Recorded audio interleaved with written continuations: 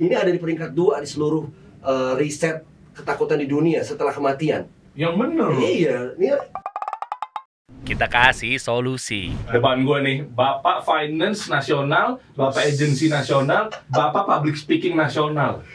lu bapak apa? Bapak apa ini? Bapak mempertemukan kalian. Bapak matchmaker ya. Iya. Nah, ini hal yang penting dibahas. Kalau biasanya gue duduk di sini, Ustadz yang duduknya. Bahasanya udah beda tuh. Kalau di sini, siap-siap di komen, ahlu dunia kalian berempat. Aduh, Bener juga baru ya. pembukaannya udah berat nih kayaknya. Makanya. Enggak, soalnya gini, gue pengen bahas gini. Gue sebenarnya pengen bentur-benturin kalian semua sih. Ya. Bentur-benturin itu gini. Gue nggak tahu. Lo pada sepakat nggak? Pasti gue tahu. Lo apa ya membawa profesinya kalian masing-masing dalam bisnis. Kalau menurut gue dulu buka ya. Boleh. Dulu pancingin, gue pancingin. Oke. Gimana nih Mas ini? Bisnis itu, Pertanyaannya, pertanyaan besarnya apa? iya, bisnis itu menurut gue Oh. nggak perlu ada kalian bertiga nih. Wah, ini bahaya ini. Maksudnya nggak perlu ada orang finance gitu? Nggak perlu ada orang yang Nggak perlu public speaking gitu. skill finance? Sebentar. Gimana? Ini bisnis nih. Heeh. Nggak perlu ada kalian bertiga. Oke. Cukup lo gue kasih tahu. Oh, apa ya, copywriting udah bener, digital marketing dan lain-lainnya jalan insya Allah. Nggak mungkin. Tetap lo harus convince, lo harus yakinkan orang yang punya duit mau invest di tempat lo. Itu lo harus punya kemampuan public speaking, presentation skill. Iya, cuma kan itu kan ujung-ujungnya balik lagi ke di gua ada neurolinguistic programming. Gimana caranya ngeyakinin orang, teknik copywriting. Bisa juga gua paham. Tapi yang punya duit beliau. Kita harus yakinkan beliau untuk invest di kita. Nah, Ya, presentation skill jelas, presentation skill harus bisa dimiliki oleh semua orang. Pengusaha harus wajib. ada yang lebih penting. Apa tuh? Kalau jago jualan, Eh. bisa iklan, Eh. jago ngomong, Eh? terakhirnya nggak bisa ngelola duit, duitnya boncos, nggak usah buka bisnis mendingan. Gimana tuh? Gimana tuh? Tapi kalau nggak ada yang presentasi, nggak ada yang public speaking, nggak ada duit masuk, bener ya? Ya, iya jelas. Nah, sekarang gini, gue pancing misalnya pakai strategi ads, gue Ya. pancing mengenai konten organik. Gimana caranya lu pada bisa bekerja kalau nggak ada gue? Eh, Lu bayar ads-nya pakai apa? Bukan hanya gitu, lu juga mesti ngeriset audience. Lu asal bikin iklan, lu asal bikin ads. Lu nggak tahu statistik audience gimana. Ya gue tinggal ambil pakai duit cash gue, petty cash, tinggal bayar ads selesai. Terus habis gitu? Ya urusan belakang. Nomor satu, para angel investor itu suka dengan namanya storytelling dari apa yang lo bangun di bisnis lo. Kalau lo nggak bisa jelasin itu, nggak bisa lo dapetin duitnya mereka. Kalau lo pengusaha, jelas public speaking nomor satu yang dibutuhkan buat para pengusaha. Nah, Nah, Oke, gue ikut dia. Lo ikut siapa? Gue ikut dia. Pengusaha juga butuh visual juga untuk ditampilin sebagai komunikasinya juga, betul. desainnya segala macam. Mau sampai kapan perdebatan ini? oke. Mau sampai kapan perdebatan ini? Jadi kita terima nggak tiga-tiganya nih? Ya udah gini aja. Kita tes aja bareng-bareng. Ya. Gue pengen tahu. Ini nggak kelar-kelar ya perdebatan ini terjadi. Benar. Memang ini ada 5 pilar. Ya bisa dibilang ya. Mungkin 5 pilar sampai akhirnya kita mungkin minus yang bisa bangun tim HR. Nah itu penting ya. Nanti kita ngobrol sama Coach Reni aja nanti kita hubungin. Oke. Ya, kita hubungin. Harus, Karena itu yang paling penting juga. Harus ada. Bisa juga kita berempat dibantai ketika coach ngomong, lo pada kalau nggak bisa ngelola tim juga percuma. Nah, Itu gimana dia. tuh? Gimana tuh? Makanya biarin dulu aja, nggak usah diundang dulu deh. Nanti Nggak usah diundang, ntar aja. Kita Ini pos-pos aja. urusan antara kita aja biar kelar dulu, Iya. baru nanti kita Iya, sampai iya, sana, ya nggak? Gitu Iya ya. nggak? Iya, makanya ini coba kita bahas satu persatu gini. Memang kalau bisnis itu kan butuh elemen-elemen ini. Ya. Ya kan? Nah, kita tes. Sebenarnya kalau satu dipincangin, masalah apa enggak? Itu dulu. Kan 5 nih. Ya kan kita bahas di kerucutnya mengenai mungkin di permarketingannya jago buat closingnya, strategi copywriting, headline dan lain-lainnya, social media strategis, terus juga keuangan, visual dalam mempresentasikan, bagaimana cara ya, public speaking dengan benar apa segala macam. Nah itu kalau dipincangin masalah apa enggak? Nah gue bahas satu persatu, mungkin di sini gue coba netral dulu. Ya. Gue lupakan yang tadi ke egoisan gue. Oke. Digital marketing. Oke. Gue pengen netral dulu. Oke. Kita berantem lagi ntar di tengah-tengah. Sias. Oke. Mungkin mau dari siapa dulu? Cap Cipcuk?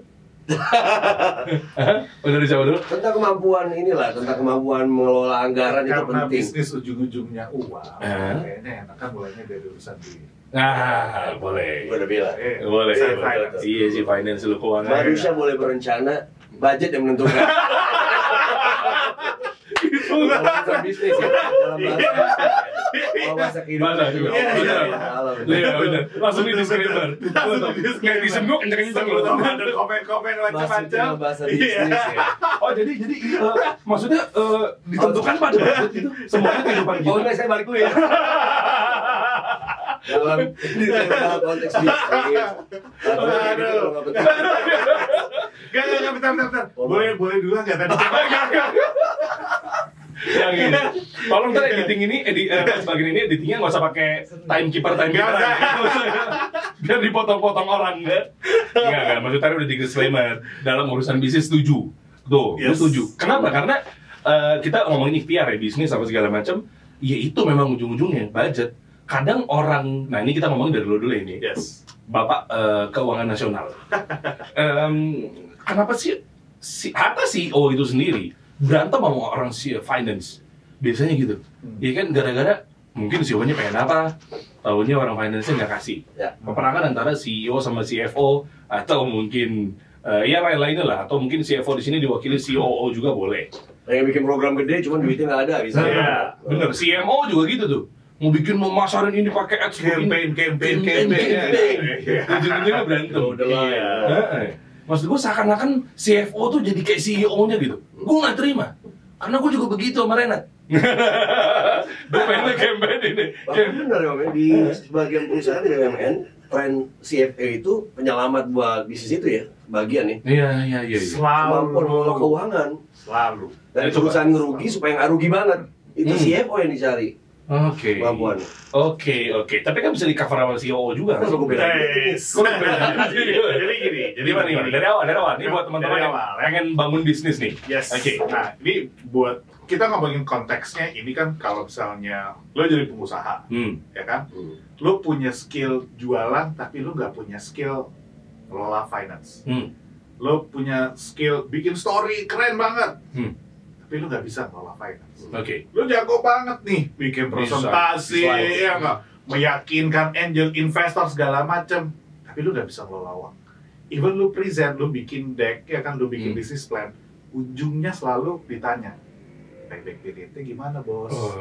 Duitnya dari mana dan buat apa bos? Iya. Jadi menurut gue gini, itu kita balik ketika lu bikin bisnis atau lu jadi CEO, lu jadi founder, lu ingat-ingat, lu start bisnis, lu mulai tujuannya bisnis atau goal utamanya CEO itu apa? Maximizing company valuation. Iya. Gimana caranya naikin revenue? Gimana caranya naikin bottom line, ngomongin profit, itu penting. Jadi ada dua nih ya, ada valuation sama ada profit and loss. Ya, jadi itu tergantung. Jadi setiap company, CEO-nya, leadernya pasti punya goal. Either dia naikin value, ujung-ujungnya uang kan? Either dia naikin revenue, naikin profit, itu semua duit. Iya. Mau caranya lambat apa cara cepat ya? Iya. Oke. Kalau lu nggak punya skill di sana, percuma. Ini case yang paling sering banget nih gue dengar. Sering banget. Even sampai 2 minggu terakhir gue masih dengar. Apa tuh? Gue punya bisnis nih mas. Ya nggak? Bisnis gue keren banget. Gue udah jualan, omset gue ratusan juta. Wih keren banget. Berarti lu punya produk udah bisa diterima market. Iya. Berarti lu jago dong bikin story. Iya. Berarti lu jago dong present. Iya mas. Terus lu punya masalah. Iya mas. Kenapa? Kok duitnya nggak ada mulu ya? Wah, itu benar Tetap gitu. keok. Di ghosting ya mau udah mulai. Nah, Di ghosting. Iya, di ghosting. Iya nggak? Di ghosting sama ghosting. Itu keren banget. Nah, banyak. Iya, itu Ghosting kenapa ya? sama bisnis. Nah, itu kenapa? Karena, ya kan, lu sebagai CEO, lu sebagai founder, lu sebagai business owner, lu nggak punya kesadaran finansial. Lu nggak sadar bahwa at the end, ya kan, bisnis ini lo buat adalah untuk cari profit, Oke. untuk gedein valuasi, untuk cari revenue. Hmm. Penjualan banyak, stok habis, mau belanja, duitnya nggak ada bos. Itu banyak banget. Kenapa bisa kayak gitu? Karena skill finansialnya nggak punya. Oke. Yang akhirnya nggak sustain juga bisnisnya. 2 tahun keok. Nggak 2 tahun sustain. selesai. Ya, tapi gini, Mat. Oke. Kalau bisnis tersebut adalah pakai konsultan finance atau outsource, Kan mungkin bisa-bisa aja. Kalau dia pakai konsultan, ya itu boleh. Yang nggak boleh, lo nggak punya fungsi pengaturan keuangan. Itu masalah. Lo mau lakukan itu in-house, lo mau undang konsultan, mau ada orang lain, itu fine. Yang jadi masalah kebanyakan nggak ngerti. Oh iya. Nggak tahu, dia anggap apa. Yang penting gua bikin ads, budget sikat. Wah, ini kalau gua spend sekian juta nih sehari, ini sales gua naik banget. Wah, di spend sama dia. Ternyata nggak terjadi. Wah, coba hari kedua gua mau spend lagi untuk advertising. Keluar lagi tuh. Nggak keluar, duitnya udah nggak ada, bos. Oh iya. Gue pelajarin kemampuan lu mesti sebelum lo spend lu lihat budget dulu dong, jangan lo spend dulu. Itu sebenarnya pengetahuan lo. Iya, tapi menjadi polemik juga ketika kita udah ngecek budget, terus spend tapi tetap aja nggak ada. Ya itu dia. Itu juga yang jadi masalah tuh. Ngerti ya maksud gue kan? Iya. Ada duit nggak gitu. Soalnya gue gitu di sini, maksudnya kita mau gini, kok duitnya nggak ada ya? Iya. Di ghosting sama Di ghosting, Ya, padahal kita kayaknya udah ngecek kemarin sore deh ini. Iya. Tapi ternyata kita keluar biaya tak terduga tuh. Betul. Asli. Atau kalau di corporate, kalau di level corporate biasanya gini. Orang finance cemberut, jadi orang marketing ngeluarin duit mulu, ya kan? Kalau dia udah pegal, terus dia tanya nih sama direktur marketing apa orang marketingnya. Bos, lu udah spending sekian nih. Nanti orang marketing bilang, masih awareness. Belum jualan, kita cuma bangun awareness. Oke, terus ini duitnya udah mau habis, gimana nih? Belum akuisisi. Itu saya tanya dulu kan ada semacam kayak idiomatik begini. Kalau marketing itu ngomongin masa depan ya. Kalau finance itu ngomongin masa lalu, ya. Accounting ngomongin masa lalu. Udah lewat, itu gimana kenapa? Gue juga masuk nih. Gue juga masuk. Kenapa? Karena memang di era sekarang nih, Mat. Di era sekarang ini butuh awareness. Dan pola gue yang gue bawakan ini mungkin akan perdebatan panjang di sini kita nih. Oke, soal awareness itu sangat tergantung pada penggerak bisnis, orangnya, the person.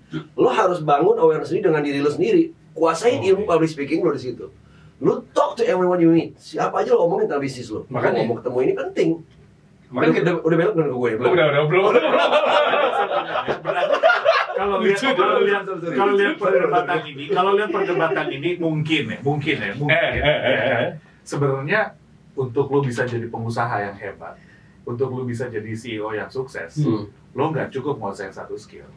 Oh, itu kuncinya. Soalnya gini, nanti sebelum masuk ke omstay-nya Gustaf, di pola sekarang, ya, ini mau terlepas, ini bukan bener salah deh, tapi lebih kepada lu setuju apa enggak, atau mungkin works apa enggak. Kayak gue punya pola, gue mungkin nggak terlalu detail kali ya, nanti gue di lain kesempatan mungkin gue dikasih teknisnya apa, karena memang takutnya roaming juga kan. Yang intinya, lo ngebangun demand dulu nih. Lo ngebangun demand dulu kan pakai cost tuh. Yes. Ya kan, lo ngonten, hatta organik, sekalipun itu organik, pasti kan lo bayar OPEX-nya kan pegawai, iya kan? Investasi alat. Iya, CAPEX gitu kan, OPEX-nya, sehingga lo bayar hire orang nih berbenturan ya sama finance. Kenapa lo nggak kasih gue duit, kata finance? Sementara lo 3 bulan dengan alasan nge-create demand. 3 bulan lo bayar pegawai 20 orang. Keluar terus, organik, kan begitu. Ini masih ranahnya masih OPEX buat pegawai, belum ads nih, dan lain-lainnya. Nah, maksud gue, gimana tuh dengan pola yang harus sementara finance cepetin balikin dong duit gue. Sementara gue counter dengan kayak, ngejawab itu deh. Ini nyambung nih. Apa tadi kan katanya kalau ngomongin sama orang finance, kalau accounting katanya ngomongin masa lalu. Ini gue counter. Ini gue setuju nih sama dia. Gue setuju. Gue counter. Gue setuju sama Om Yosa nih.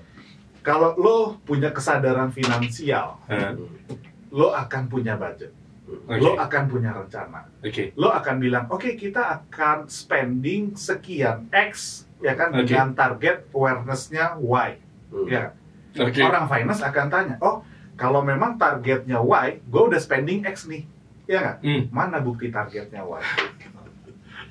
Artinya semuanya itu secara finansial terencana. Bukan berarti gini, orang finance, orang accounting bakal bilang, pokoknya kalau awareness gue nggak mau, pokoknya harus jualan. Ya nggak juga. Baru mau gue counter, baru mau gue counter. Dari itu semua. Nggak mungkin deh. Lu kasih gua apa? Gua Nah, kalau orang finance-nya kayak gitu, ya kan berarti dia belum sampai pada level bisa membuat perencanaan panjang. Oh, ini yang dinamakan dengan forecasting. Forecasting. Oh. Itu termasuk bagian PR-nya orang finance. Oke. Maka nanti kalau bikin business plan, bikin deck, bikin whatever, pasti ujungnya ngomongin apa? Duit, perencanaan. Gua akan spend sekian, dalam waktu setahun gua akan dapat customer sekian, gua akan dapat view sekian. Itu semua planning.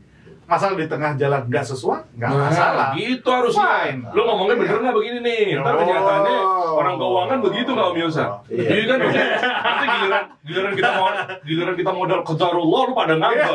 Aduh. Ini kan qadarullah. Saya orang finance selalu konvensinya apa buat gua.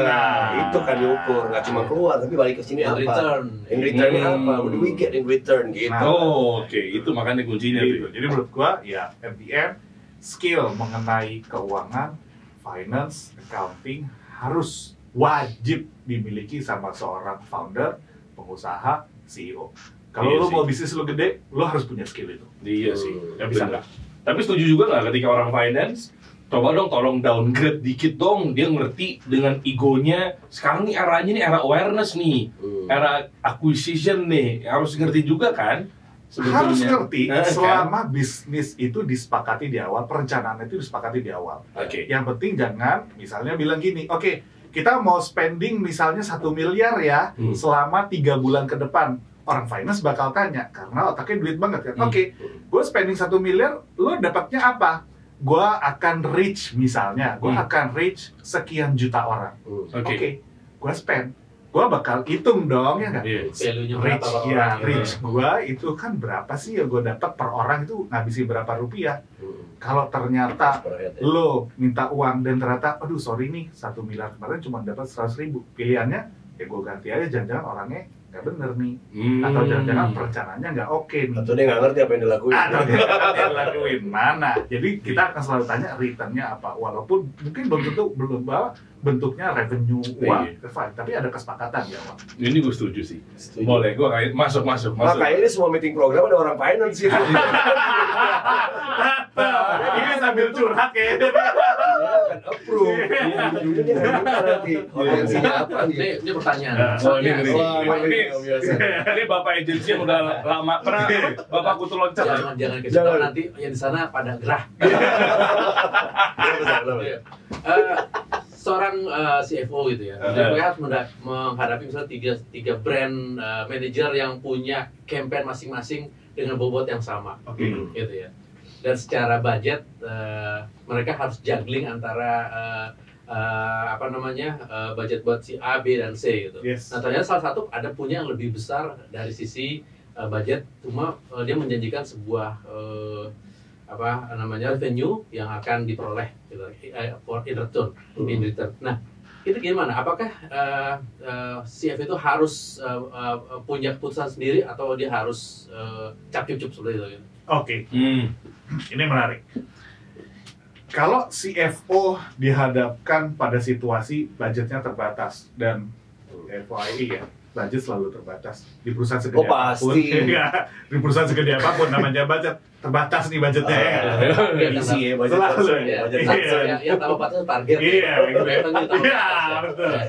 Jadi budgetnya terbatas, terus ada beberapa divisi bisnis atau beberapa brand manager, ya kan mereka harus rebutan budget yang tersedia, gitu kan. Nah, gimana cara finance memutuskan? Bisnis itu punya tujuan. Ya. Kita di bisnis pasti punya tujuan, dan tujuannya nggak melulu profit, nggak melulu revenue. Itu tergantung bagaimana bisnis plan di awal tahun. CEO-nya bilang, oke, tahun ini kita mau nge-push produk A misalnya. Kenapa? Karena produk A kita lihat berpotensi 5 tahun lagi untuk tumbuh. Maka ketika CFO-nya sepakat dengan CEO-nya, mengerti ruh bisnisnya, ya dia akan jalani mengambil keputusan sesuai dengan tujuan bisnisnya. Nggak boleh ego juga. Gue jadi CFO, pokoknya harus untung, harus dapat duit. Nggak selalu kayak gitu. Jadi ketika situasi kayak gitu, ya balik lagi dulu lihat tujuan bisnis kita, plan bisnis kita di semester ini, di quarter ini, di tahun ini apa. Dan lo harus ngambil keputusan sesuai dengan itu. Tidak harus selalu profit itu ya. Nggak selalu. Ya, makanya gue pengen bikin perusahaan juga yang nggak selalu ngejar profit. Filantropi. Buang duit justru. Ada venture capital. Ya, tapi itu kalau dari sisi finance. Iya. Tapi gue setuju ya tadi ya. Maksudnya bisa jadi mungkin penggagas CMO-nya dia ada masalah nih, nggak bisa ngejalanin campaign dengan yang baik atau segala macam. Jangan-jangan storytellingnya bermasalah. Nah, bisa jadi. Jangan-jangan dia tidak mempunyai kapasitas public speaking dengan benar. Nah, kenapa kita percaya dengan apa yang dikatakan Muhammad tadi? Karena beliau memiliki public speaking skill yang luar biasa. Oh gitu? Iya kan? Udah keukur ya? Iya. Percaya, makanya gue iya aja. Nah, itu mau percaya. Oke, iya dulu. Iya dulu ya. Padahal coba kita lihat apa seberapa besar kebenaran yang disampaikan oleh beliau. hanya business practitioners yang tahu. Oh, that guy is true. Atau bisa juga ada guy is bullshit. Jadi kalau general finance nyusahin mulu. Tapi karena dia mampu menyajikan tadi, mempresentasikan pemikirannya, thought ya kan, dengan baik dengan kita percaya itu. Nah sama bisnis juga gitu dia. Mereka mampu menyajikan data, statistik, storytelling, keunggulan dari produk lo yang di depan kepada orang. Siapa aja yang butuh tergantung audiensnya. Kalau lo butuh uang dari venture capital ya mereka investor ya lo mesti approach sesuai dengan gimana orang approach investor. Kalau lo pengen jualan lo misalnya pameran di luar negeri di Berlin ya produk lo sampai di sana ya lo mesti tahu audiensnya siapa. Itu menganalisa statistik dan gimana produk lo ini bisa menjadi solusi dari problem mereka. Itu kan harus bisa connect sama audiens. Kemampuan menganalisa audiens, menceritakan produk kita itu masuk dalam unsur presentation skill atau public speaking. Jadi nggak cukup tuh ketika udah punya EBITDA. Ini kita ngomong misalnya mau presentasi ke investor ya, atau mungkin ke klien apapun itu ya. Sekarang gini Om Stan, misalnya tiba-tiba kuat nih datanya. Awal-awal di 2 slide pertama bahas langsung data analisis ini begini. Terus pengaturan keuangan forecastingnya begini. Hanya dalam waktu segini, itu kan udah kuat. Kalau gitu nggak usah butuh public speaking, tinggal baca aja lah ya. Itu kan data lo yang punya. And how does it connect to my life? Gue sebagai calon investor, gimana cara itu lo bisa connect sama gue? Dan bagaimana apa yang lo lakuin di bisnis lo itu connect sama orang banyak dan gue bisa ikutan di situ misalnya kan? Kita perlu tahu, ya kan? Apa yang dibutuhkan oleh audiens kita itu kita sampaikan. Sesuai dengan purpose dari public speaking kita. Public speaking kita apa misalnya? Kita mau berbicara tentang bisnis kita, tujuannya ya objektif kuatnya adalah supaya dia ikut dalam bisnis kita. Nah lo mesti mampu menyajikan, mempresentasikan produk lo, jasa lo atau apapun yang lo bangun dengan baik supaya dia percaya sama lo. Oh sekalipun menjadi kata mungkin believer ya, believer. Kita jadi believe sama produk kita. Sekalipun dia memang misalnya dia seorang graphic designer. Kita lihat kan banyak ya ikon-ikon kita, Hensa, Adriano, ya kan ini ada Samudra apa segala macam. Misalnya slide-nya bagus banget nih. Slide-nya oke banget. Nanti Om Yosa bisa nambahin nih. Ya kan? Kayaknya simpel banget, visualnya dapat. Nggak bikin enak tulisan semua segala macam gitu kan. Nah, itu juga bisa menjadi hambatan ketika dia tidak memiliki public speaking yang baik. Oh jelas, itu cuma tulisan kalau dari sudut pandang gue ya. Misalnya dia kan mau dijadikan vendor sama perusahaan kan, ditunjuk, oke gue pilih agency ini, atau gue pilih designer ini, atau logo designer ini, apa segala macam. Itu juga harus dong ya? Harus, itu kan penunjang, tapi sama-sama pentingnya gitu ya. Saat kita menghadirkan data, statistik itu ya, they're just numbers. Tapi bagaimana lo bilang bahwa, Bu, misalnya 3.000 orang butuh lapangan pekerjaan, ditulis datanya kan, tapi lo nggak mengekspresikan lewat visual image lo, lewat gestur lo, lewat mimik lo. Tadi udah enak banget tuh ya. Iya kan? Lo bisa bayangkan 3.000 orang kehilangan pekerjaan dan kita butuh itu. Project kita memberi pekerjaan pada 3.000 orang yang kehilangan pekerjaan tadi. Lo mainkan ekspresi wajah lo, mata lo, senyum lo, kalau itu mainkan itu semua satu kesatuan, orang percaya dengan itu. Nah, kalau kata si investor sebagai investor bilang gini, forget about business, give me emotion. Nah, emotion aja ini public speaking. Lo present dengan emosi lo, dengan penekanan, maksimalkan body language lo, itu yang lebih dipercaya sama orang ketimbang data yang keluar. Ini kalau besok pemilu, gue pilih nih. Lo udah kayak gini. Influencing banget. Lo udah kayak gini. 3.000 kan yang mau dibuka lapangan pekerjaan luar biasa. Untungnya dia udah ngaji. Coba dia jadi hipnotis. Ini semua orang kesiram. Ngeri untungnya. Untung udah ngaji. Ada beberapa riset, termasuk di LinkedIn juga bilang kemampuan persuasiveness itu di tahun 2019 menurut riset adalah sebuah ilmu bagiannya soft skill yang paling diminati oleh orang. Bagaimana mempengaruhi orang dengan kemampuan persuasif tadi. Kalau lo jualan bisnis ya bisnis gimana sama bisnis lo itu bisa sampai di orang gitu kan. Oke. Persuasiveness itu is a skill. Oke. Bahkan sebagian orang bukan soft skill lagi, itu hard skill. Ya mungkin sama kayak mungkin dulu orang menganggap komputer sama bahasa Inggris kali ya, suatu hal yang penting sekarang kamu semua orang udah suka itu kali. Oke. Itu skill yang wajib ya. Iya. Nah, menurut lo gimana Om Step? Terkait dari fenomenal binary option. Apakah memang dua orang monggo silakan Bapak Dery lanjut. boleh saya lanjutin ya. Menggeraki juga ya. Gini Om Step. Bisa dibuka rekeningnya. Gini. Ada binary option. Oke. Nah, berarti bisa dibilang dua orang yang memang menjadi sorotan yang akhirnya juga terancam 20 tahun penjara. Iya. Satu di Bandung, satu lagi di Medan. Oke? 140 miliar ya. 140 miliar yang hartanya luar biasa, yang katanya ngambil 70% sampai 80% kerugian orang ketika dia nanam di. Orang rugi dia dapat ya. Orang rugi dia dapat. Berarti dia memiliki public speaking yang baik. Kok bisa-bisanya bisnis bodong-bodong mah yang gitu ya. Bisnis bodong, tipu daya, orang kenal Stan. Berarti jangan-jangan public speaking juga bisa berunsur negatif kalau kita pelajarin. Ini jebakan ini kalau saya bicara. Iya. Tapi juga host, harus ada kontradiktif. Nama juga Bapak gimmick. Selalu menjebak-jebak. Berarti dengan seperti lo gitu bisa juga lo menyebarkan ilmu ke banyak orang. Taunya disalahgunakan sama mereka. Betul. Buktinya penipuan terjadi pada saat trading ini ujung-ujungnya sampai ya mungkin lain soal ya, mungkin dia sekarang dijatuhkan gara-gara memang yang diancam Allah susah. Ya kan? Tuhan bingung nih ya gitu-gitu kan. Lihat saya kaya, kalau nggak mungkin bisa bikin saya kaya, bisa bikin saya miskin dan segala macam. Itu gimana dong? Ya kembali dua sisi ya. Bisa digunakan buat yang positif dan buat yang negatif. Nah kembali lagi dia kenapa berhasil? Karena dia beriset audiensnya butuh apa sih? Audiensnya butuh ditunjukkan kegemerlapan. Oh jadi ini setelah saya ini membenarkan dulu ya? Bukan bisnis ini ya. Maksudnya cara dia gitu kan. Oh, oke. Bukan membenarkan bisnisnya. Bukan, enggak dong jelas. Okay. Bos kita udah bilang nggak boleh. Dia tahu kepada audiens siapa yang dia mau sampaikan. Target audiens siapa nih? Sama. Di public speaking kita mesti tahu kan cara mendekati. Nah sekarang gini misalnya, lu jualan produk panci.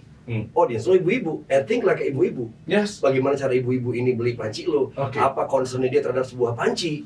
Kenapa pancinya bolong terus? Lalu harus jawab solusi dari panci lo supaya ibu-ibu suka gitu kan. Lalu mesti ngeriset. Nah mereka ini ngeriset juga siapa audiensnya. Melakukan praktek public speaking cuma in the wrong way. Jadi sebetulnya kisah sukses public speaking juga ya. Harusnya ya kayak kita ngeremehkan sebuah hal yang jelek dengan sesuatu yang manis jadi gitu ya. Iya, artinya audiensnya tahu orang yang pengen dapat harta banyak, pengen dapat untung tapi nggak kerja banyak misalnya gitu ya. Dia tahu di barisan ini kan. Pinter juga ya berarti ya. Berarti Indra sama Doni pinter ya. Nggak tahu tanya Pak Tenny. Kan saya cuma nyebut nama orang yang Indra banyak. Yang bernama Doni banyak. Iya kan? Iya. Oke gini. Gue sebagai orang finance gue pengen tanya. Gue penasaran juga. Gue orang finance, ya kan?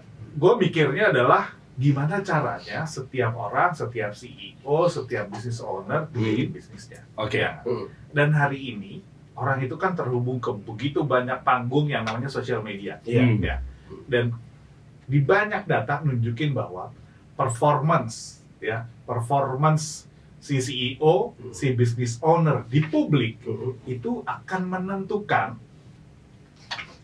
prestasi bisnis. Relate langsung nggak dengan public speaking si CEO? Sangat. Relate langsung. Kalau lu seorang gubernur lu mesti tahu bicara apa yang ke publik, ke DPR, ya kan mana yang penting informasi disampaikan buat ke publik, mana yang nggak penting. Itu kan public speaking. Yes. Ya kan? Sederhananya gini, kalau lo presentasi di hadapan calon pembeli, lo spend 20 menit pertama ngomongin CV lo, siapa diri lo, apa yang udah lo lakuin, 3 slide, habis 20 menit. Orang langsung main handphone. Kenapa? Karena apa yang lo presentasikan tidak relate sama audience. Jadi relatability atau connection itu penting sama audience. Tapi kan butuh Om Stan, dengan pengenalan kita di CV, apa namanya, di slide itu kan, kan biasa banyak orang mau ngejelasin sesuatu bisnis, sebelumnya kenalin dulu nih kita di siapa nih. Itu dibutuhkan kan? Tapi nggak 20 menit juga bro. Oh, tahun 2021, 2019 saya kerja di sini, saya kerja di sini. Ini penting. Ini benar. Banyak orang yang bro, the most precious thing in life is now is time. Waktu. Agama kita juga bilang waktu yang paling berharga. Lo udah minta audiens lo duduk 30 menit di depan lo hargain waktu dia. Make every minute worthwhile buat mereka. Kasih dia ilmu, kasih dia pengetahuan, kasih dia jalan keluar dari kesulitannya. Itulah esensi dari public speaking. Giving. Oke, good. Gue pertanyaan gue nih. Kalau gue orang finance. Ini hostnya 2 ya? Gue orang finance. Ketika gue memilih CEO, atau gue sebagai investor, gue mau invest di sebuah perusahaan, apakah gue harus milih CEO yang ekstrovert ketimbang introvert? Karena konon katanya ekstrovert lebih jago presentasi daripada introvert. Jangan-jangan kalau introvert gue hitung, wah introvert bisnis gue rugi, jangan deh gitu. Gimana? Banyak, ini pertanyaan paling sering yang kedua.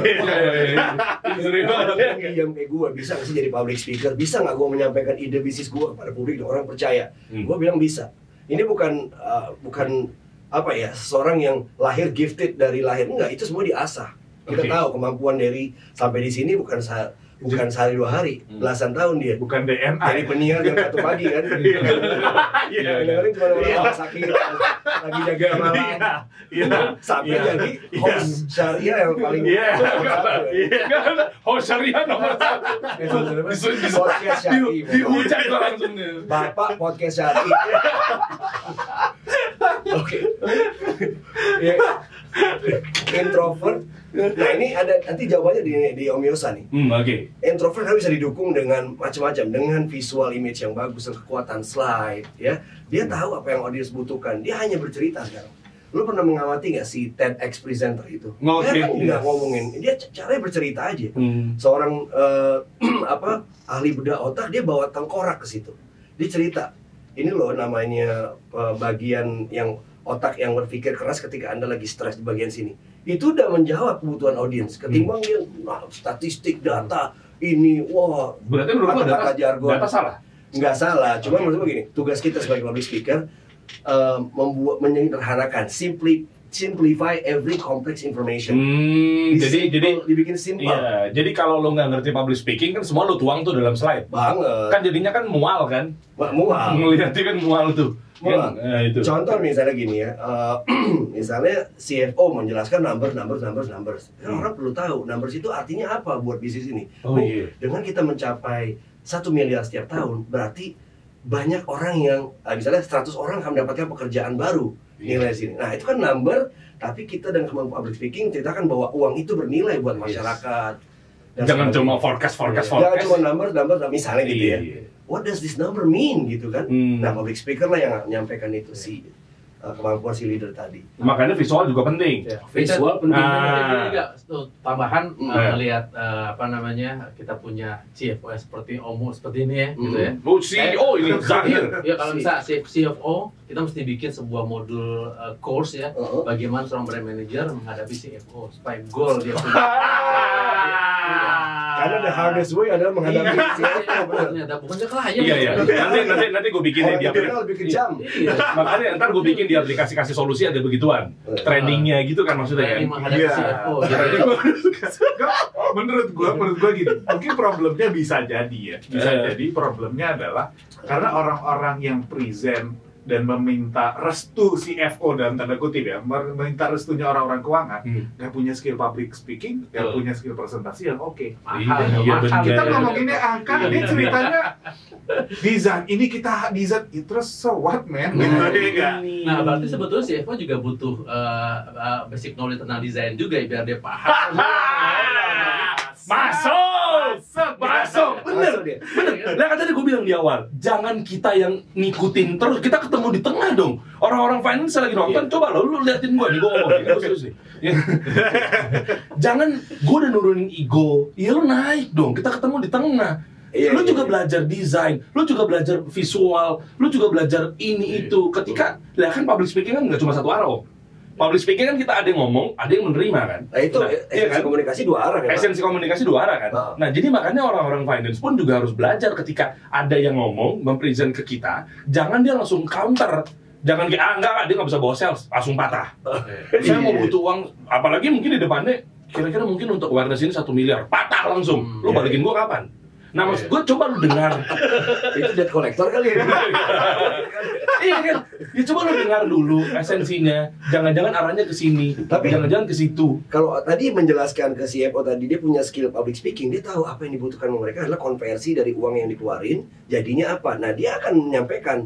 Jadi dengan 1 miliar uang yang kita spend Pak untuk awareness, kita akan harapannya tahun depan akan begini, sampai akhirnya kita mendapatkan profit prediksinya sekian dengan uang ini. Nah, jelas buat dia. Tapi kadang-kadang gini, kita present ke CFO gitu ya, terus tiba-tiba dia akan geser sedikit ke customer sebelahnya. Menurutnya gimana? Bagus ya? Karena memang mereka nggak ada basic atau sense of advertising ya, sense of communication gitu ya. Jadi begitu dia dapat sebuah idea gitu, mereka kadang-kadang nggak paham dan akhirnya itu jadi semacam gap antara orang yang membuat campaign atau bikin sebuah komunikasian plan dengan CFO gitu ya. Iya benar. Terus gimana solusinya berarti? Nah ini buat solusi. Buat tambahin tadi, untuk orang introvert itu bisa didukung oleh slide presentation yang bagus, yang dia mengerti. Ya artinya apa yang dibutuhkan di slide itu saya kurang lebih. Nah ini, seperti apa ya? Nah ini kurang afdol nih. Coba kita buktikan dulu mengenai apa sih sebenarnya. Ini ada 2 nih, berarti yang mau kita bahas. Satu antara si pelaku atau creative freelancer atau mungkin pengusaha ketika mau berhadapan dengan lawan bicara, klien atau mungkin apapun itu. Kalau pengusaha mungkin kliennya adalah ya B2B-nya atau mungkin investornya. Kalau mungkin dia seorang creative freelancer, mungkin agency, berarti dia yang lawan bicaranya adalah dia mau presentasi kepada klien deh. Iya kan? Nah, coba deh, itu yang mau dibahas tuh apa? Jangan-jangan presentasi yang dimaksud itu mau dia mau mengelabui dalam arti positif ya. Finance mental gara-gara presentasinya juga buruk. Iya benar-benar. Iya kan? Betul. Jadi memang sebetulnya ini mungkin sebetulnya prolog aja ya maksudnya. Coba mau dong. Wish, presentation tadi udah depannya udah menggugah mata tuh. Presentation. Ngeri. Bukan presentation nih, present action. Berarti harus present action gitu. Yes. Jadi kalau misal dari sisi kita berdua memang kan kita bikin sebuah platform modul belajar gitu, kita namanya presentation. Jadi kita nggak cuma presentasi aja, tapi sebuah presentasi itu harus punya act gitu ya. Karena dari sisi Steny nanti dia akan bikin sebuah programnya stage act. Karena dia kan mau ngasih panggung, gimana cara menguasai panggung. Nah, kalau dari sisi kita nanti dia cara membangun slide, kita namanya slide act. Gitu ya. Mungkin tapi ini mesti bisa gua di maju dulu aja kali ya. Oh, boleh. Karena boleh nih kayak apa sih, gimana sih maksudnya? Gua mungkin di part gua ya. Ngeri. Ini dibocorin semua nih di sini nih. Enggak, ini preview aja sedikit. Oh, curang. Lebih apa sih yang akan mereka cuma experience kan gitu ya. Semua aja dong. Nggak bisa semua sekali ya. Itu kan di ongkosnya dulu kayaknya. Finance banget. Iya, benar. Selalu nggak bisa semua. Nah sebenarnya public speaking ini bukan skill yang soft lagi deh sekarang. Ya kan?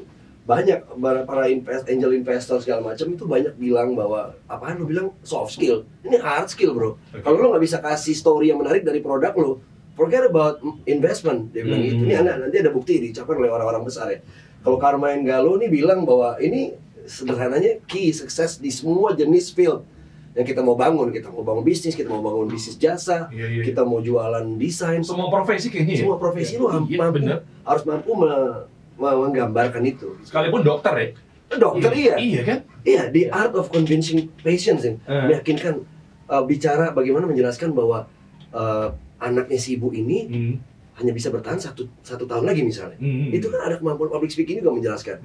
Artinya dia harus tahu bagaimana psikologisnya, emosinya gitu ya. Oke. Nah ini ada tadi yang gue sebut di depan. Jadi ada persuasion itu adalah salah satu skill yang sangat diinginkan oleh semua orang. Jadi artinya gini, semua orang yang punya bisnis harus bisa melakukan teknik persuasiveness gitu, teknik mempersuasi atau membujuk orang untuk mengetahui untuk membeli produknya atau percaya pada bisnisnya. Ini salah satu yang dibutuhkan sama orang. Karena Most worth learning. Yang dijual pertama kali mungkin diri sendiri dulu kali. Iya. Gitu kan? Iya. Lo jadi percaya nggak sama apa yang lo lakuin gitu kan? Iya. Sebelum meyakinkan CFO untuk bayar lo gitu kan? Keluarin budget. Ya coba. Nah, ini gue sedikit aja. Jadi intinya. Makanya kalau mau bagus pembukuannya pakai Zahir. Jadi nih tahun Wajib itu ya. Nggak, gue langsung aja. Kurang lebih nanti di ini kita pengalaman kita, maaf, ini kelebihan. Ada Warren Buffett. Nah, Mana deh? sederhana ini slide gue terakhir. Oke. Kalau stage act ini bagian dari present action tadi. Bagaimana lo di panggung menyampaikan ide lo. Oke. Public speaking is all about dua hal ya. Pertama, manage diri lo. Lo punya ilmu keren, data lo keren, ilmu lo dahsyat, tapi lo dredeg di panggung. Dredeg tuh apa? Apa bahasanya? Bahasa Jerman sini ya. Enggak, serius. Nggak confident. Bebel. Lo nggak confident. Orang lihat lo aja nggak confident sama apa yang lo jual, apa yang lo tampilin.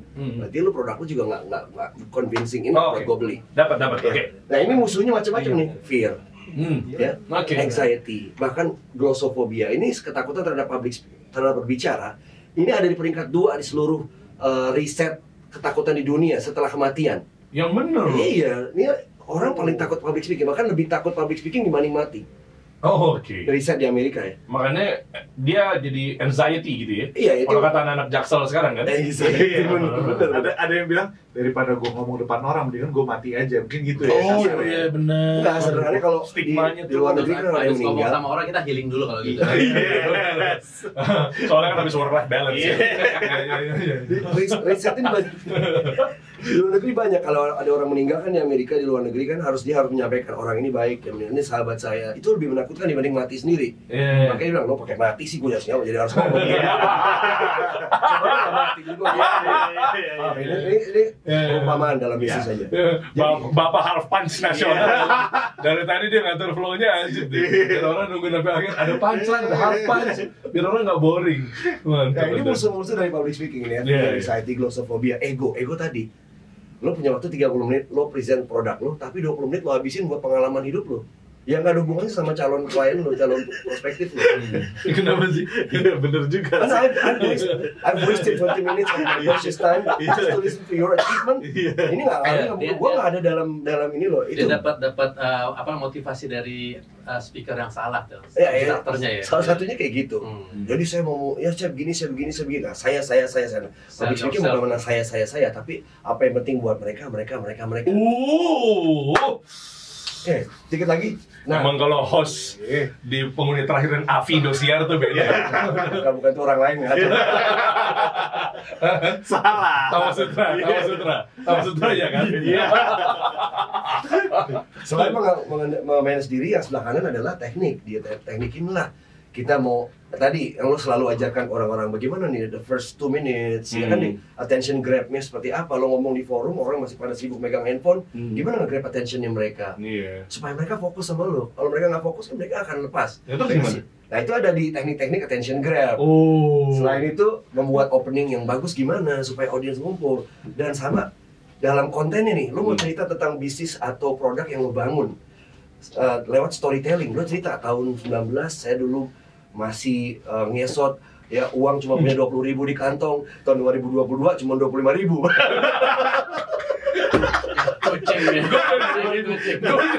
Gue udah nungguin serius. Gue udah nungguin. Emang kalau guru gue nggak heran gue bisa kayak gini belajar sama dia nih. Gue udah nungguin. Contoh. Naik cuma 5.000. orang gak ada perubahan hidupnya. Tapi kan di kantong, di rekening. Iya. Orang kesian banget orang. Karena dia pakai software Zahir kan. Masuk luar biasa. Bapak kontraktor kita dia aku pengobatan ya. Bangun bridging ya.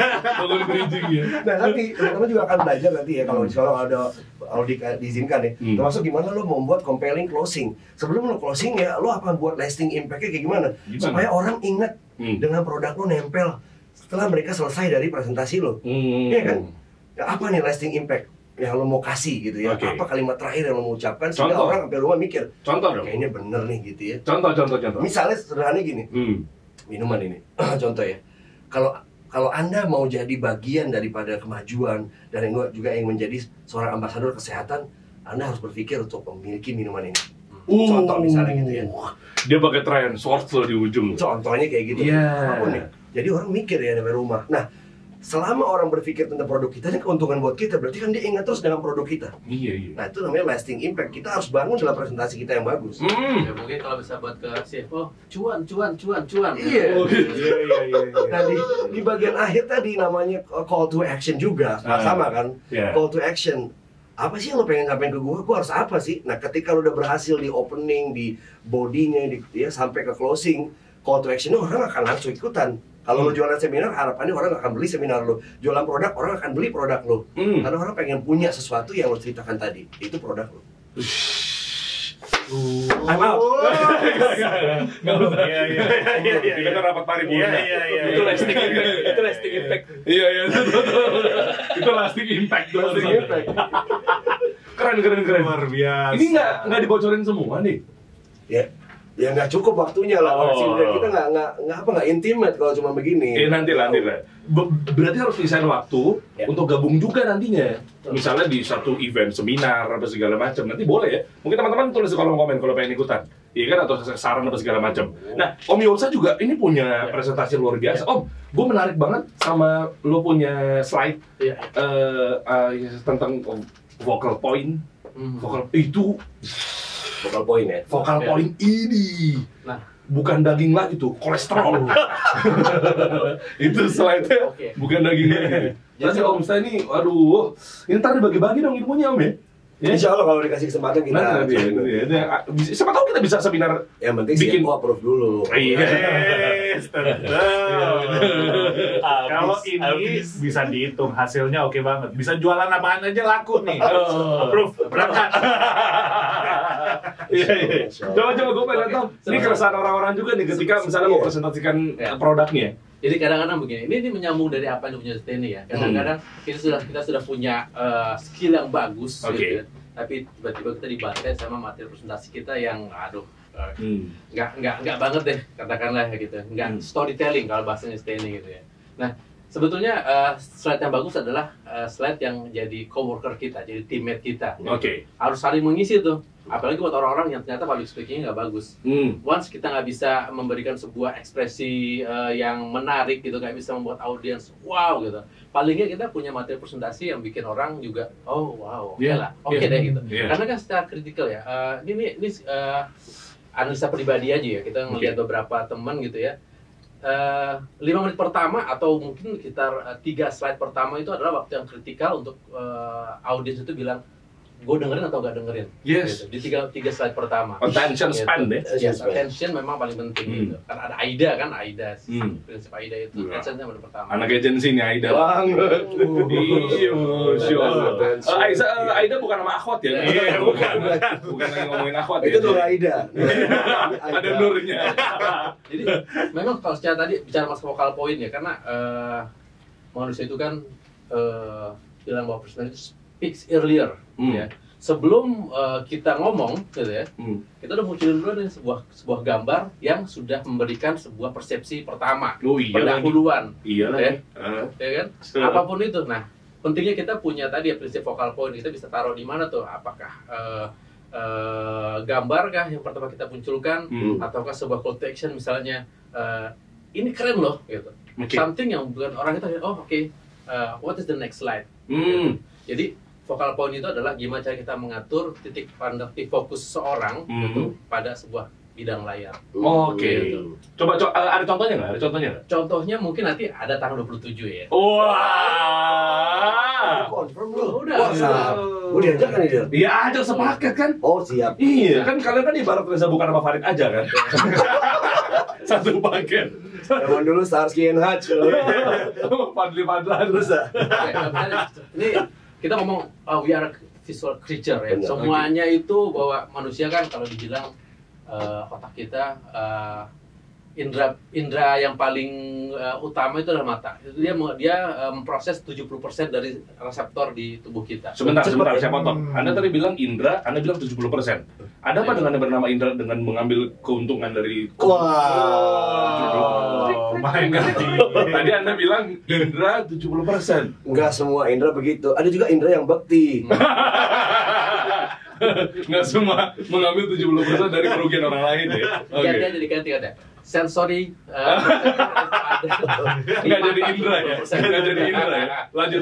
Oke. Jadi memang secara visual manusia itu mudah untuk terdistract pada suatu hal yang menurut dia menarik. Oke. Dan itu kita bisa aplikasikan pada slide kita tuh. Jadi saat kita mau ketemu CFO, pertama kita bilang bahwa ini ada gambar cuan gitu ya. Itu mungkin jadi something yang akan membuat oke, what is the next slide dan what is it return gitu kan. Seperti itu sih nanti. Oke. Tapi balik lagi kita juga harus punya suatu strategi yang harus menarik tuh. Gimana cara membangun sebuah slide yang tidak cluttery seperti ini gitu kan. Ini mual sih gue ngeliatnya. Asli gue mual. Enggak sih. Ini presentasi ke finance. Insya Allah nggak di-approve uangnya. Nggak cair. Insya Allah nggak cair. Kalau ada business owner, CEO, terus presentasi awalnya kayak gini, investor kabur. Sorry, I have no time. Nah ini beneran nih. Beneran ada kayak gini. Ini beneran ada kayak gini. Ini kebetulan saya ngambil dari yang presentasi orang luar ya, bukan di Indonesia ya. Iya, tapi ini bukan lo yang bikin kan, Om? Bukan. Emang ada yang begini kan? Di Indonesia ada loh yang bisa tembus dengan presentasi kayak seperti ini. Lah ngapain bagus-bagus? Nah itu dia. Ya udah jelek aja. Dia bercanda nih Kan bukan buat bisnis. Oh iya. Oh, saya tahu arah Anda kemana.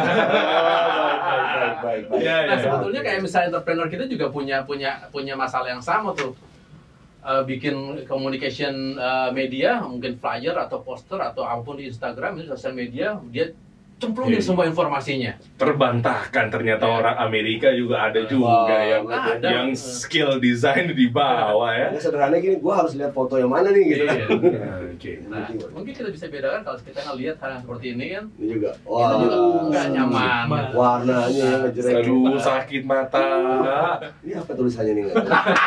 Organizing and apa sih itu? Ini juga ngambil dari luar juga, nggak berani ngambil di lokal, takut ada yang punya kan. Nah, itulah makanya kita akan coba untuk switching mindset kita bagaimana membuat sebuah presentasi yang kayak gini tuh lebih enak dilihat, nggak terlalu wordy, nggak banyak kata-kata huruf, tapi nanti digabung dengan skill yang dikasih sama Om Steny tuh. Oh berarti kalian sepaket enak nih kalau buat workshop atau seminar offline nih. Bisa nih, bisa. Paketnya cakep nih. Oke, lanjut. Nah, asal di-proof tadi sama Mama. Jadi memang kalau misalnya kita bicara focal point, ya seperti ini. Gitu. Kita ajak orang untuk menikmati sebuah slide, ya, yang readable, mudah dibaca, tapi enjoyable, ya, dan tentunya harus transferable. Informasinya harus sampai ke CFO. Harus sampai ke audiensnya, gitu. Jadi kita jadi nih bikin yang buat CFO ya, buat apa? Iya, how to overcome the CFO's questions gitu. Kayaknya CFO jadi musuh banget. Misahin banyak orang ya. Ini orang finance ngeliat nih. Pusing ya. Gitu. Oh, oke. Ya, orang terakhir sih bisa aja sih bahwa dua-duanya sama-sama penting deh. Hadirnya lo di situ untuk memperkuat, memberikan emosi pada slide lo. Dengan ada slide lo ini semacam pendukung yang cepat. Jadi dengan ada slide yang powerful image di situ ya, itu cepat orang nyampe, oh maksud lo itu. Gitu. Ini menjawab pertanyaan Omo tadi ya, introvert bisa nggak sih jadi public speaking gitu ya? Nah ini salah satunya adalah membuat slide yang powerful supaya bisa menunjang pada saat kita nggak usah terlalu banyak memainkan gimmick, tapi yang memainkan ekspresi, mimik segala macam, tapi tinggal kuatin slide-nya aja. Ya, itu akan dibantu sama Om Yosa nanti. Kita nggak perlu bikin slide yang banyak panjang-panjang kata, karena ini kan slide bukan teleprompt ya, teleprompter. Iya.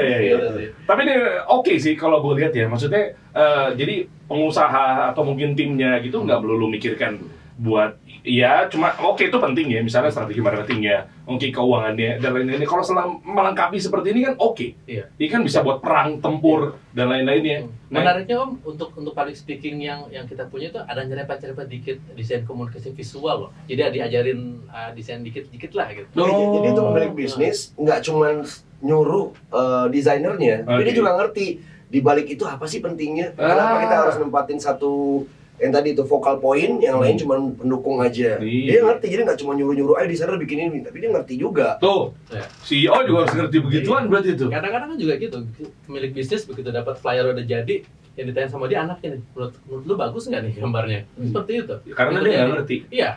Iya, harusnya dia pun yang harus approval ya. Dan akhirnya balik lagi, beresin lagi dong. Nah si siapa desainernya nggak tahu mau dibikin dibagusin seperti apa lagi, karena dia juga nggak bisa menjelaskan apa itu desain. Ini kuncinya.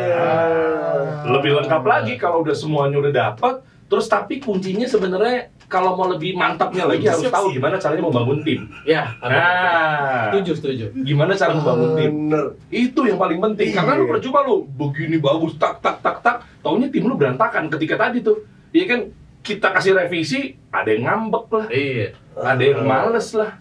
Itu harus ada yang paham di bidang itu. Nah, coba diulang deh. Tadi jadi untuk membangun bisnis tadi butuhnya pertama finance apa aja sih, Pak? Iya, finance. Ya kan? Terus ilmu digital marketing atau bisnis itu sendiri tuh. Bener lo ya. Marketingnya. Public speaking. Ya kan? Sama untuk presentation skill kayak gini nih. Deck ya, slide. Deck.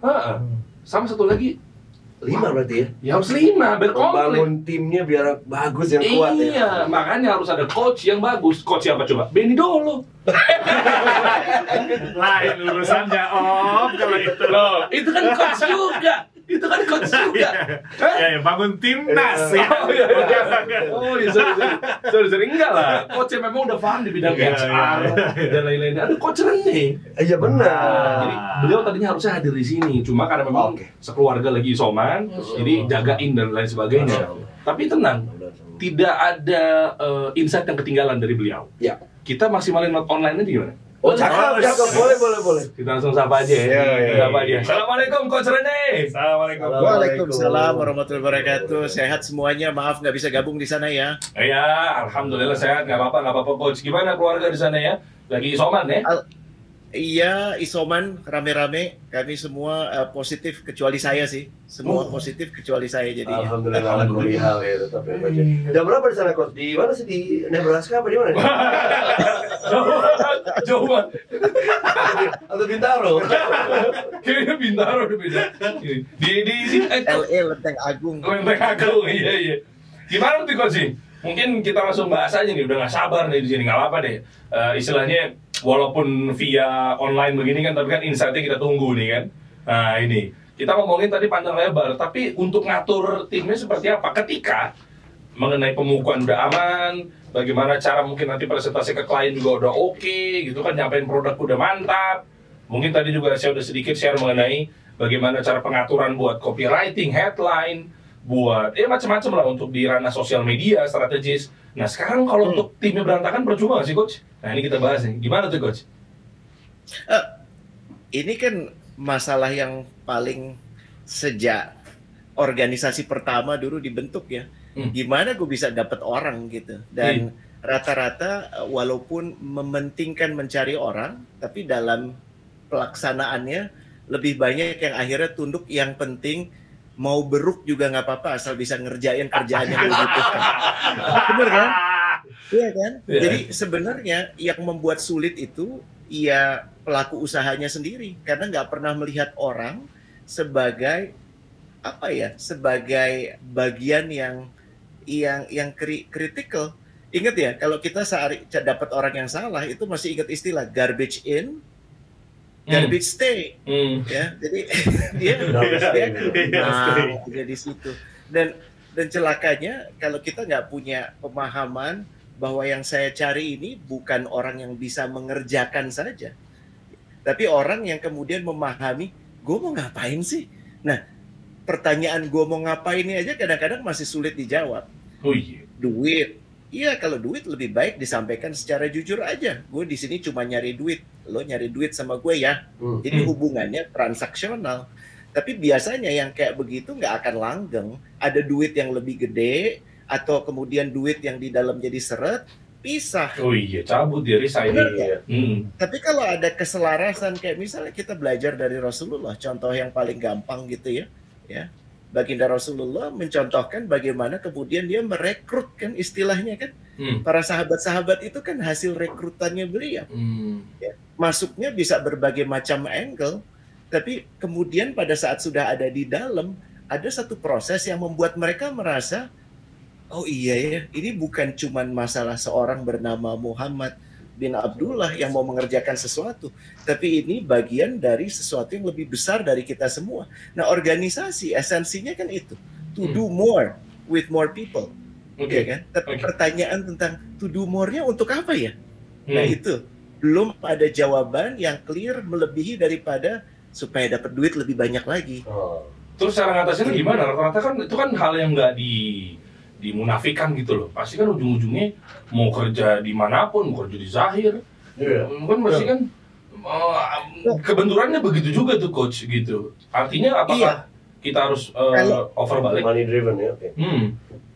Kalau belum ketemu nggak apa-apa, jujur aja. Tapi pahami konsekuensinya bahwa lo akan selalu berhadapan dengan situasi di mana saat ada uang lebih gede orangnya pergi, atau duit lo cekak orangnya pergi juga.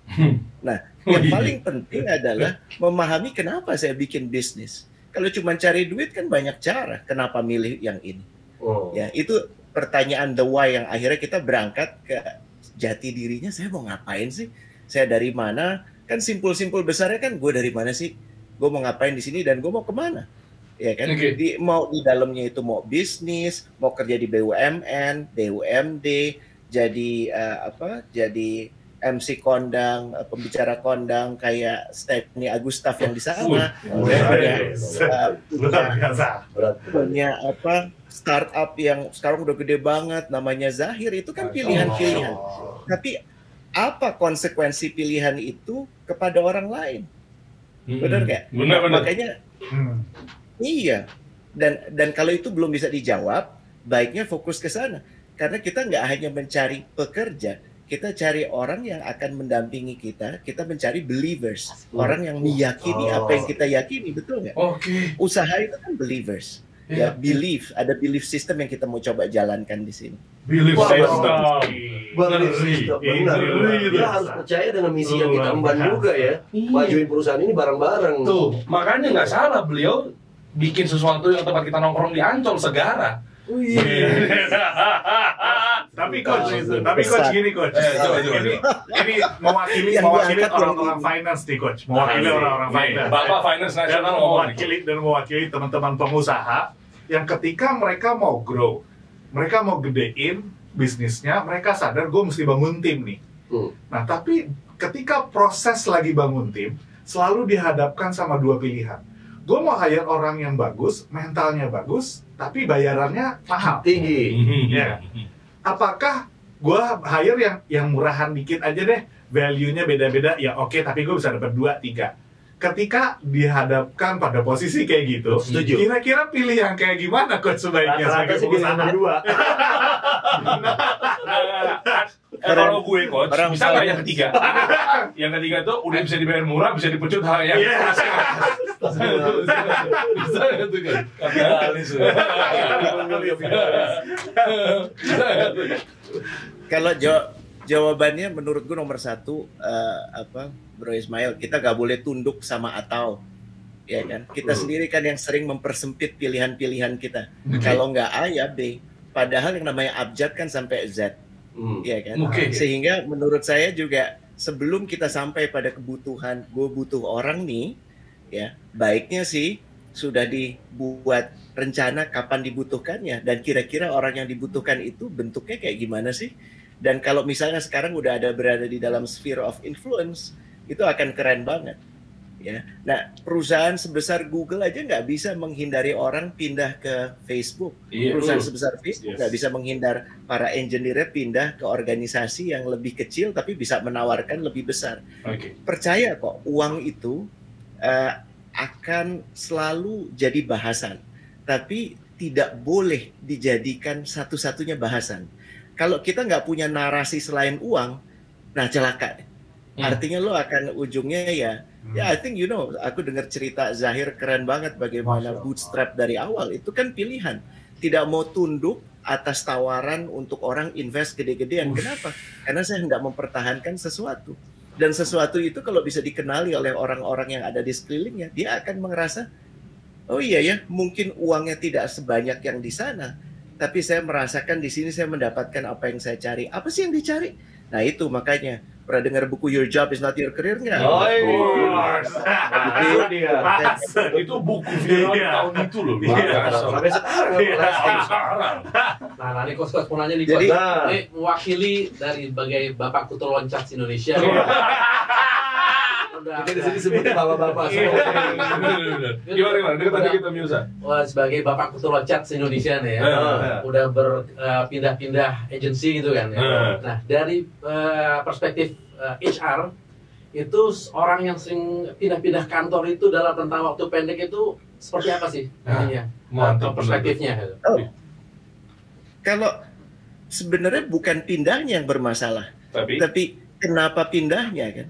Ada yang pindah karena dia bikin ribut, setiap dia kerja di satu tempat dia bikin ribut, nggak suka diperintah, ya celaka. Tapi kalau dia pindah karena memang kehadiran dia sangat dibutuhkan di tempat-tempat lain, itu menarik. Salah satu tamu yang akan kita undang, Der, namanya Wing Antariksa.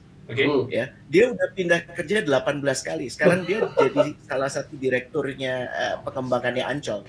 Dan ini bukan karena dia demen pindah, tapi karena memang dia dibutuhkan. Ya? Setiap kali dia pindah itu bukan karena dia pengen pindah aja, tapi karena memang dia diminta. Kau udah selesai di sana ya, tour of duty-nya, sekarang pindah ke sini.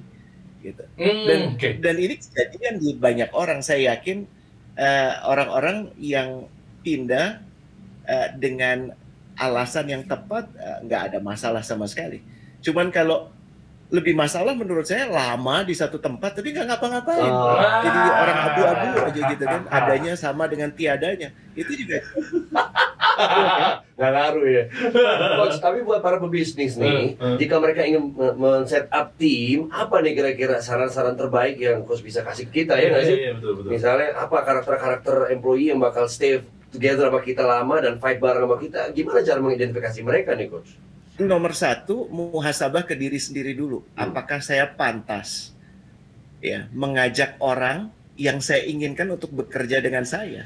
Iya kan? Jadi nomor satu, sebelum kita meneliti orang, menakar orang, kita takar diri sendiri dulu. Gue udah clear belum sih tentang apa yang gue lakuin? Nomor satu. Terus nomor dua, gue mengkomunikasikannya dengan jujur nggak? Karena jangan-jangan orang ngomong duit aja malu gitu. Kenapa? Karena dianggap ya kurang hardcore-nya kurang tinggi, apalagi kalau di anak-anak hijrah. Jadi ngomongnya untuk agama. Tapi padahal duit itu kan jadi mismatch, bener nggak? Dan itu yang menurut orang akan tangkap. Dan ingat ya, yang ngebokisin kan kita rasanya kita jago ya, tapi orang ngerasa kok orang yang kerja sama kita akhirnya akan paham. Nomor satu, clarity tentang diri. Nomor dua, secara jujur mengkomunikasikannya. Ya, dan nomor tiga, membuat strategi yang berkesinambungan bisa mendapatkan orang-orang yang tepat. Poin ketiga ini sifatnya lebih teknis, tapi butuh diimbangi oleh poin 1 dan 2 dulu. Karena kalau poin 1 dan 2-nya nggak dapet, tiganya ya nggak dapet. Jangan dibuka semua, Coach. Jangan dibuka semua. Ini hati-hati loh. Karena kalau dibuka semua, ini bahaya. Kenapa? Mendingan kita buka di tempat yang khusus, yang secara live kita bisa ada mingle sessionnya, kita bisa nanti ada tanya jawab langsung. Setuju nggak, Coach? Gimana kalau luangin waktu 25, 26, 27 lah di Coach, itu hari apa tanggal, Coach? 25, 27, Jumat, Sabtu, Ahad ya? Iya kan? Jumat, Sabtu, Ahad, luangin waktu, Coach, kalau bisa. Biar dibuka di situ tanya jawab sepuas-puasnya. Di event yang memang cocok banget. Bisa dibilang event tahunan terbesar di setiap tahunnya. Kemarin terakhir di 2019. Betul, Bapak ini event ya, bukan ya? Bapak event nasional.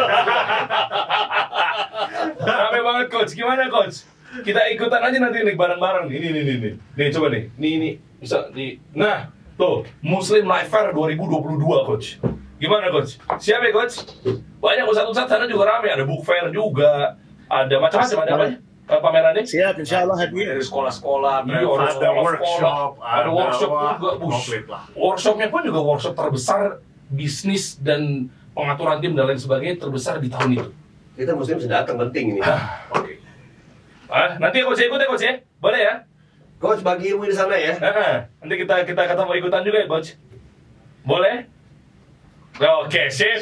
Mantap. Jadi kalau yang mau ketemu langsung sama Coach Rene, pengen belajar langsung gimana caranya ngelola tim, harus datang di workshop tersebut. Entrepreneur kasih solusi. Itu cakep. Itu cakep banget. Insya Allah nanti coach ya di Muslim Fair 2022 Insya Allah ketemu ya. Pas nih, ini akhir bulan ini nih. Sip. Mungkin ada lagi coach mau tambahin cukup? Siap, sampai jumpa di sana ya. Yes, mantap. Siap. Sampai jumpa coach. Oke. Cukup, Masya Allah. Masya Allah. Jazakallah khair coach. Ya, jazakallah khair coach. Terima kasih. Pamit Coach, ya. sampai ketemu. Sampai bertemu ya. Sehat-sehat insya Allah sekeluarga. Waalaikumsalam. Ya, siap. Ya, assalamualaikum. Ustaz. Terima kasih. Insya Allah guru kita nih. Guru banget.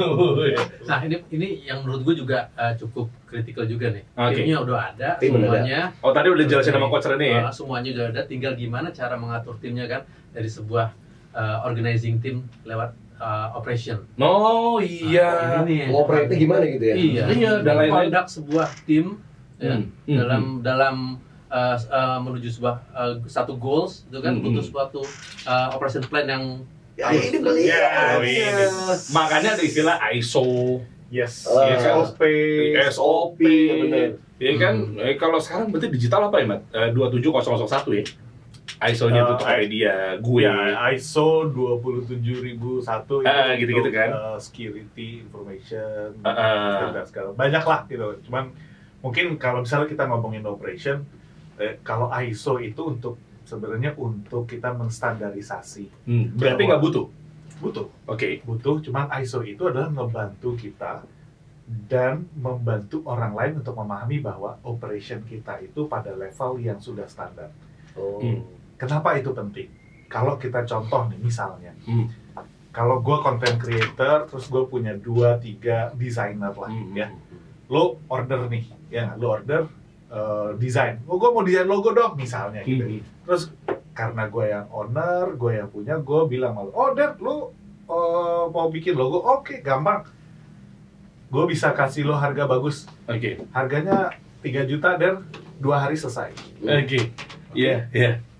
Pas ketemu sama tim lo, dia ngomongnya nggak gitu. Oh, kalau logo Pak, di sini harganya 7 juta, seminggu lagi jadinya. Waduh. Itu hal sepele. Itu Kalau berantakan. lo nggak punya SOP, nggak punya standar, itu bisa terjadi. Iya. Kalau lo punya online shop, itu banyak banget yang barangnya ada, barangnya ada nggak? Ada, ya udah saya pesan 10. Oke, catat, transfer. Ternyata stoknya nggak ada. Wah, ini. Nonton kecewa. Sering terjadi. Iya kan? Ya. Mengundang rating buruk. Wow. Giliran udah dikasih bintang 1, yang pemilik bisnisnya mohon untuk jangan dong, kelima aja dong. Aku kena reputasi buruk dari Shopee nih. Betul. Ya.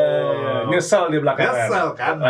Operation, apakah itu sesuatu yang mudah untuk dikelola? Enggak. Karena menurut gua, operation itu core-nya supaya lu bisa deliver produk, layanan sesuai dengan yang lu janjikan kepada pelanggan. Oke. Lo orang marketing, lo bakal janji kan? Orang marketing, orang branding, tempatnya janji-janji. Tempatnya janji-janji, ya kan? Tempatnya janji-janji. Lo bisa deliver dengan kualitas ini dalam waktu sekian. Kirim 15 menit nyampe. Iya kan? Wah, gue bikinin lo logo keren banget ya kan? Orang branding, ya kan? Orang public speaking cerita, wah keren banget. Pokoknya kalau Bapak bikin logo di tempat saya, Bapak nggak perlu lagi mendesain logo selama 10 tahun ke depan karena akan selalu relevan. Presentasi juga gitu ya. Klien langsung belum selesai, Pak, deal. Begitu deal, ya nggak? PO masuk, dikerjain, customer-nya komplain. Oke. Biasanya? Kenapa? Karena operation lu nggak bener. Oke. Apa yang bisa mendeliver layanan, produk, jasa lu sampai ke pelanggan, itu pasti dihandle sama proses operation. Iyalah. Proses operation di dalamnya ada apa? Ada struktur organisasi. Ada manage orang, seperti Coach Rene tadi bilang. Orang lu udah bagus, ya kan? Orang lu udah bagus, tapi struktur organisasinya nggak bener. Berantakan, ya kan? Orang lu udah bagus tapi SOP-nya nggak jelas. Lu bilang bilang sama si pelanggan, gue order lu bakal gue selesai dalam waktu 2 hari, ya kan? Lu terima ordernya sebagai business owner, lu terima order, lu kasih ke staff lu kerjain, lu nggak ngomong kalau harus deliver 2 hari. Dia pikir apa? Santai bro, besok Jumat, ya kongko dulu, ngopi-ngopi dulu, ya kan? Senin kita kerjain, Selasa kita kirim. Hari Minggu customer-nya komplain belum di-deliver. Oh iya sebentar. Kenapa? Salah-salahan tuh. Karena lu nggak care sama proses operation. Nah, untuk memastikan proses operationnya rapi, ya kan? Syukur, oke. SOP oke, role-nya, tanggung jawabnya ada, dan ya kan, lu punya tools untuk kontrol. Oke. Toolsnya pakai apa? Banyak. Yang jelas, ya, setiap kali ada operation, maka pasti di situ ada business flow. Iya. Ya, setiap flow perlu dikontrol. Iya. Ya kan? Kalau lu nggak punya tools hari ini, susah. Susah banget. Nggak bisa. Iya. Ngawasinnya susah. Ngawasinnya susah. Nah, mungkin ada di situ terus. Nah, ya. kenapa akhirnya banyak bisnis yang butuh ISO? Ya nggak? Karena gue perlu mendokumentasikan. Yes. Mendokumentasikan proses bisnis gue, Oke. standar gue, ya kan? Supaya apa? Kalau hari ini dikerjain sama Om Rene, hari ini dikerjain sama Derry, hari ini dikerjain sama Steny, kualitasnya sama, Iya. standarnya sama. Karena Ya, standar itu. operationnya sama. Itu. Operationnya sama. Ini banyak Siapapun yang ngerjain ya. banyak stigma. Gue cakep banget penjelasannya. Kenapa? Karena orang ngejar ISO cuma serta-merta ingin terlihat rapih dan bisnisnya sudah proven di mata investor atau angel investor atau venture capital. Ya. Biasanya kayak gitu mindsetnya. Sementara ngejar ISO pakai konsultan ISO apa segala macam. Padahal yang ngasih bisnis adalah customer ya. Iya. Jadi dia nggak tahu tujuan itu ISO tuh buat apa biasanya. Cuma buat pencapaian dan logo aja di branding di situ. Logo, bener. Kan itu yang atribut. Betul. kan yang Anda pamerkan kan itu. Benar. Waduh ISO nih. Yes. Oke. Makanya operation, kalau kita ngomongin operation sehari di sini nggak cukup, 2 hari nggak cukup, seminggu mungkin juga nggak cukup. Karena apa? Ketika kita ngomongin operation, aspeknya banyak banget. PR-nya adalah operation ini tadi apa? Tugasnya supaya kita bisa mendeliver kebutuhan pelanggan sesuai dengan janji kita, ya nggak? Janji marketing. Ya, janji marketing, ya nggak? Ya dong, Iya, betul iya, nggak? iya. Ya kan? Oke. Pertanyaan berikutnya, kalau operationnya nggak rapi, hari ini kebutuhan pelanggan A, besok udah B. Operation lu bisa menyesuaikan nggak? Wah, Kalau lu nggak punya proses yang rapi, gimana cara improvement? Hari ini kita janji, pokoknya 2 hari kita deliver. Selama 2 tahun lu janji 2 hari, padahal kompetitor lu udah janji 2 jam nyampe. Wah, Ya. benchmarking perlu dilakukan. Iya. Gak ada proses improvement di operation lu, sama aja. Percuma. Ih, bener juga nih. Jadi Ngaturnya harus bener Yes. di situ. tim mesti sama lincahnya seperti lo, mesti sama hebatnya seperti lo, tim lo gitu kan yang jalanin bener, menarik. Tapi sebenarnya janji-janji marketing apa sih yang lo kasih? Kita perlu tahu juga dong. Ini dia. Iya. Benar. Apalagi nanti sama kita misalnya gitu, lo 8 jam apa nih gitu. Nah. Seperti apa? Ya. Anda sekarang lu nyerang saya. Anda nyerang saya. Ini bagian minta duit, ya kan? Usahain orang operation, ya kan? Janji-janji, Iya. apa nih? Sesuai dengan tadi misalnya kita gabung di Muslim Life Fair kan, Yes. ngobrol sama Coach Rene kan. Nanti kita bahas satu persatu pilar-pilarnya apa aja gitu ya. Iya dong. Yes. Ya gini, mungkin kalau dari gua seginya kita pinggirin dulu mengenai finance, kita pinggirin dulu mengenai lain-lainnya. Iya. Nah, mungkin kita bisa inline tuh di situ tuh, Omsted.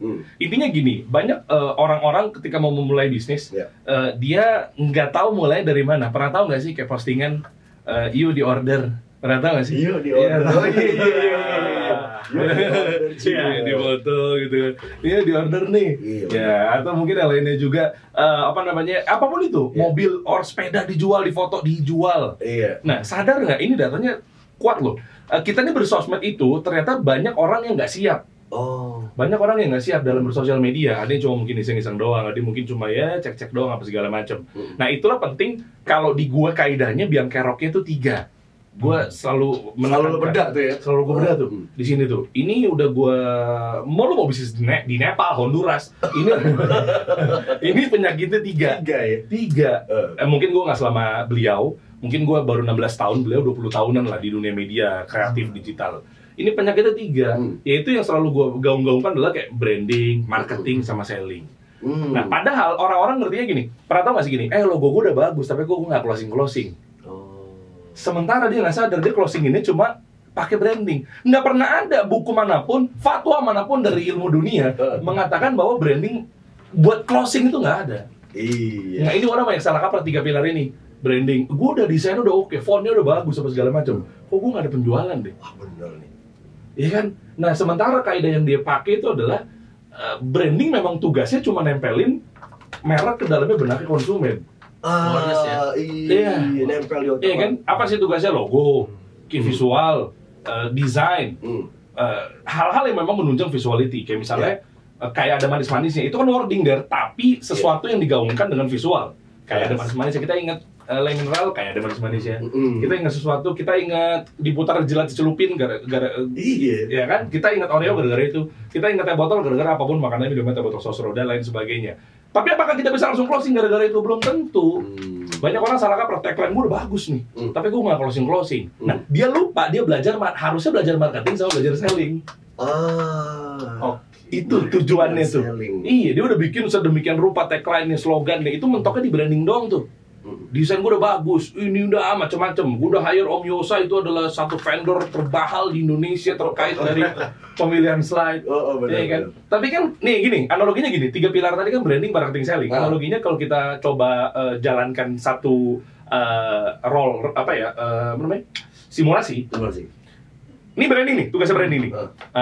Om Muhammad, Om Yosa, Om Stanley, kira-kira gue mau beli topi di marketplace apa ya? Di benak kalian tuh ada warna. Gue pilih Shopee, gue pilih Tokopedia, gue pilih Bukalapak, itu branding. Dengan masing-masing warna-warnanya ya? Iya, dengan warna-warnanya salah satunya. Brand identity ya? Nah, brand identity. Itu. Tapi kan apakah kita langsung masuk ketika kesebut nama Shopee, kita langsung masuk ke Shopee? Belum tentu kan? Belum. Nah, tugasnya begitu kita udah masuk ke dalam, berapa banyak orang-orang udah masukin ke keranjang, masukin main marketplace tapi cuma berhenti di keranjang. Soalnya mentoknya cuma belajar marketing. Karena marketing gimana caranya bikin orang yang nggak butuh jadi butuh. Contoh, marketing udah bagus, tau gak sih fenomenal? Ide jualannya bagus ya, closing banget tuh, Masya Allah ya, S3 marketing tuh. Tapi yang nge-closing kan bukan marketing, yang closingin selling. Karena dianterin dong prosesnya ke keranjang, itu kaidahnya marketing. Gara-gara apa coba? Gara-gara baca ulasan. Kita mau masukin keranjang nih, ke produk ke keranjang nih, gara-gara kita masukin baca ulasan, gara-gara baca deskripsi, gara-gara baca judulnya, penawarannya, sehingga masukin bini-bini kita nih, masukinnya ke keranjang kan, yang ujung-ujungnya yang ngecekotin kita sendiri. Yang laki-laki tuh biasanya ngecekotin dia. Dimasukin keranjang, laki-laki tuh ngecekotin. Kan ngeselin. Lagi uang bulanan buat apa? Banyak barang-barang yang belum dicekotin tuh. Nah, proses terjadinya gara-gara apa? Gara-gara kita baca copywriting. Marketing tuh. Gara-gara baca ulasan, bintangnya berapa, ini banyak, masukin ke keranjang dulu. Akhirnya nggak butuh jadi butuh. Itu kan berarti marketing itu ada headline, copywriting, caption, penawaran, billboard, dan lain-lain. Begitu dari dalam keranjang, ngeluarin keranjang, masukin ke checkout, tugasnya selling. Biasanya apa sellingnya yang biasa familiar, kata Fanny Rose apa? Gue pakai contoh Fanny Rose ya, karena kalian tahunya dia angkatan itu. Siapa sih?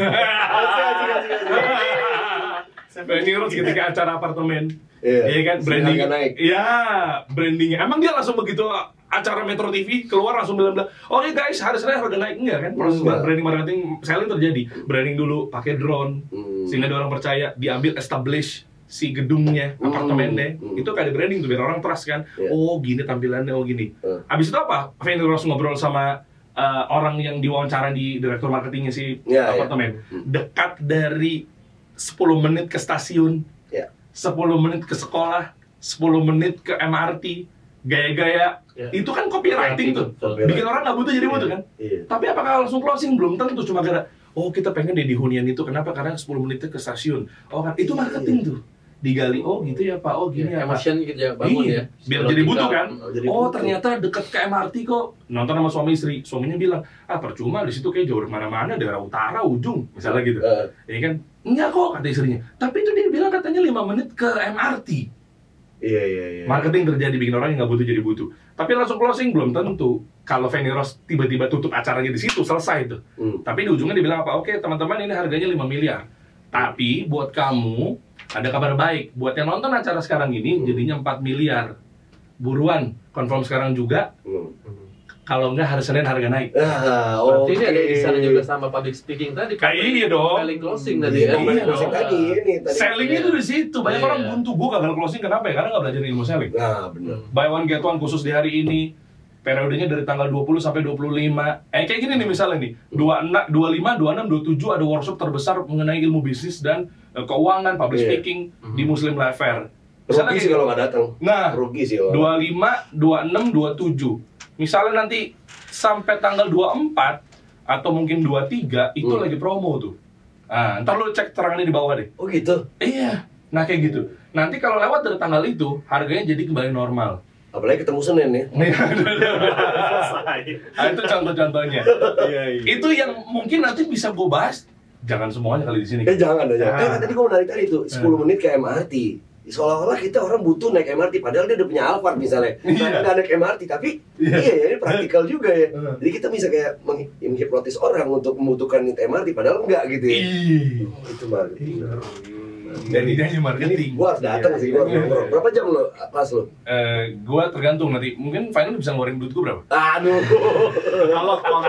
Kalau kontennya cuma ngomongin branding, ya nggak gua kasih. Karena ini udah branding, marketing, selling, ya nggak, gua kasih. Tapi jangan gua sendiri. Jangan gua sendiri dong. Bareng-bareng kita berlima. Bener ya? Siap. Setuju teman-teman ya. Coba tulis di kolom komen. Ini ada acara yang luar biasa, Muslim Life Fair yang kemarin terakhir 2019. Nah, bayangin teman-teman datang lagi hadir udah vakum 2020-2021. 2 tahun karena memang qadarullah pandemi. Ya. Ada ustadz juga loh, ada ustadz Syafiq, yang biasa itu kan ustadz Nuzul. Aduh ini. Nah, jadi buat teman-teman nanti coba deh cek keterangannya di bawah ini buruan sebelum harga ini kembali normal. Oke. Nanti ada di sini di bawah nih. Nah, itu kita bedah. Cuma jangan gue sendirian dong, bareng Coach Rene. Oke. Bareng Pak Muhammad Ismail. Siap. Bahas keuangan operation. Gimana? Kita bedah total. Wow. Yang kita share di sini baru sebagian. Iya. Teaser aja. Om Yusuf juga nanti akan bongkar tuh gimana cara tadi ya. Sengaja gue pancing-pancing vokal point udah dikeluarin sama dia. Itu materinya luar biasa loh. Iya bener juga loh. Om Steny Agustaf juga harus present juga nantinya. Insya Allah siap. Iya, gimana cara tadi public speaking yang bener, ngeyakinin orang apa segala macam. Om gue juga boleh. Nah ini kayaknya udah combo nih, 5 pilar ini bisa menunjang teman-teman. Bayangin ya, bisa scale up bisnisnya, memulai dari nol juga bisa. Ya. Boleh sekitar mungkin maksimal 8 jam. Ya. Wow. 3 hari ya, masing-masing 8 3 jam. hari. 3 hari. Lo ikut dari hari pertama sampai hari ketiga. Karena memang terbatas. Oh, semua harus 3-3-nya ikut kan? Wajib lah ya, Iya. sampai lewat. Iya, kita kasih buat 3-3-nya. Jadi lo nggak perlu bayar 3 kali, lo cukup bayar sekali aja. Lo dapat 3 hari. Biasanya kan orang kan kalau gitu kan tiap hari beda-beda ya. Iya kan? Ini lo nggak perlu bayar 3 hari, tapi lo cuma bayar 1 kali aja untuk 3-3-nya. Nah, cuma, mohon maaf ya. Maaf banget sekali lagi teman-teman. Sayangnya ini cuma 150 orang doang. Ya nggak bisa ribuan dari situ Pak. Iya, nggak gini, bukan gitu. Kan memang dari panitia dari Muslim Life Fair-nya ini kita kasih batasan karena di ruangannya kan pandemi atau segala macam. 150 orang. Ya jujur ya, yang udah pada daftar kalau kita bikin workshop tuh berapa Nat? Sampai 5.000, 4.000 orang kemarin yang pada ngantri-ngantri dari mulai 3.700 daftar. Iya, daftar dari workshop kita yang sebelumnya 3.700 lebih 3.700-an. Ya mohon maaf, makanya gue bilang terserah. Gimana 150 cuman. Kenapa lo mana mau bilang gue zolim lo? Pasti orang banyak yang butuh. Lah iya makanya. Itu dia, mohon maaf. Makanya teman-teman buruan deh, mendingan cek di deskripsi di bawah. Cuma 150 doang. Maaf banget. Itu 150 dari hari pertama, hari kedua, hari ketiga. Tadinya gue mau penuhin, tapi takutnya susah baginya. Mendingan 150 langsung dapat 3 hari. Iya, tapi menarik juga sih. Orang dapat semua ilmunya, 5-5-nya kan. Iya. Jadi buat teman-teman, buruan daripada kelamaan mikir, cek keterangannya di bawah untuk daftar workshop entrepreneur kasih solusi di Muslim Life Fair 2022 bersama kami berlima. Nah, kita munculin di posternya.